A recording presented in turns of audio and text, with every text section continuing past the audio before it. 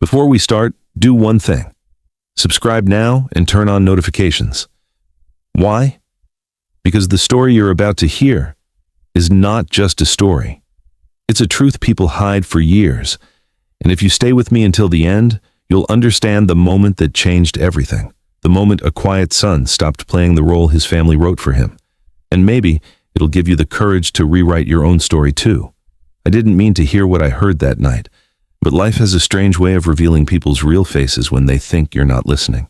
I had just stepped into my parents' house, the same house where I grew up, holding a small box I'd wrapped after work. My boots were still dusty from the shop. My hands still smelled slightly of metal and cold air. I walked down the hallway, past the glossy family photos where my older sister Emily, the lawyer, always got the center spot, and my younger brother Jake, the golden athlete, always looked like an advertisement for perfection. Me. I was barely in the frame.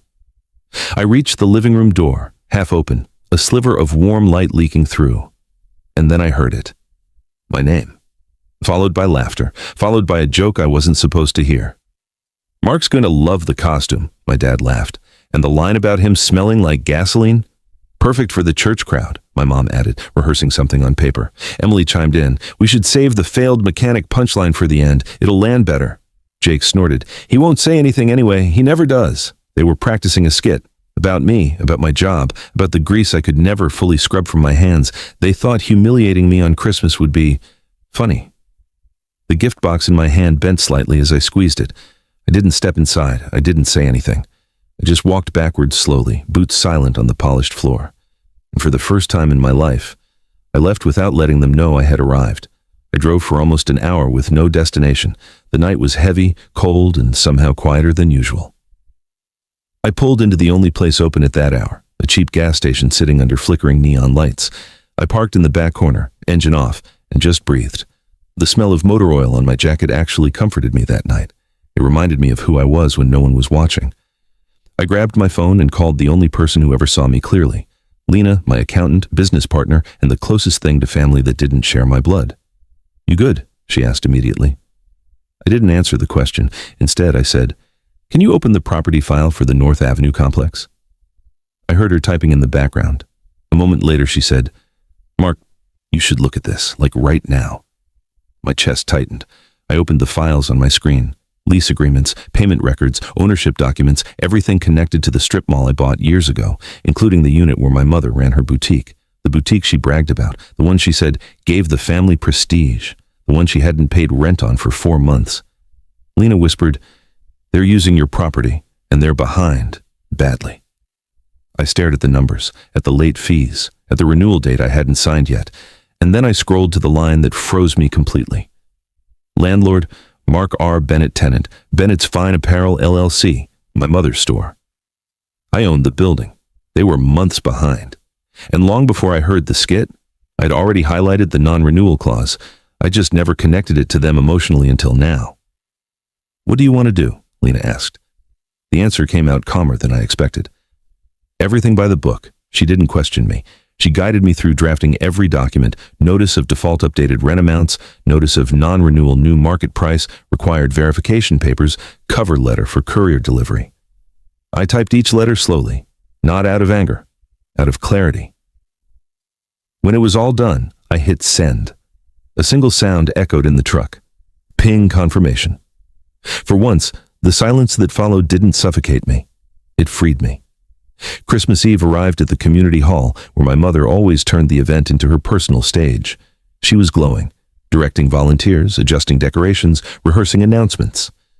Until the courier walked in at 6:52 p.m., he held a clean white envelope, addressed to her. She opened it with the confident smile of someone expecting praise. And then the color drained from her face. She flipped through the pages.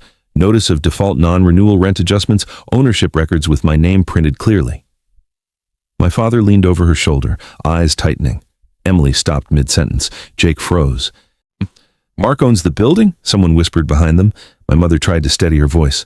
No, this is a misunderstanding. He wouldn't," but she couldn't finish the sentence, because deep down, she knew I finally had the power they always pretended I didn't. At 7:09 p.m., my phone rang. I answered on the third ring. "Where are you?" my mother demanded, anger cracking through her voice. I was standing outside a quiet rental cabin 2 hours away, watching snow fall across the mountains. I'm exactly where I need to be, I said. You can't do this. I already did. Silence spread between us, not loud, not dramatic, just final. From now on, I said, anything related to the property goes through the business email. Her breath caught.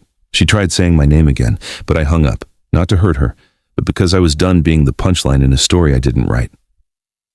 The next morning, snow covered everything in perfect white. No voices, no pressure, no expectations, just quiet. I stepped outside with a cup warming my hands. My boots sank into the fresh snow, deep, clean, unmarked. Inside, Lena was making coffee. She didn't ask about the fallout. She didn't ask how I felt. She just let me exist. That was more kindness than I had ever gotten from the people who raised me. I checked my email once, a single message from my father, professional, distant, respectful. For the first time in my life, he addressed me like a man, not a disappointment. I replied the same way. Then I closed my inbox and stepped out into the cold again. As I lifted my hand, I noticed the faint crescent of oil under my thumbnail, a mark they used as a joke. But out here, it wasn't something ugly. It wasn't something to hide. It was proof of the life I'd built myself.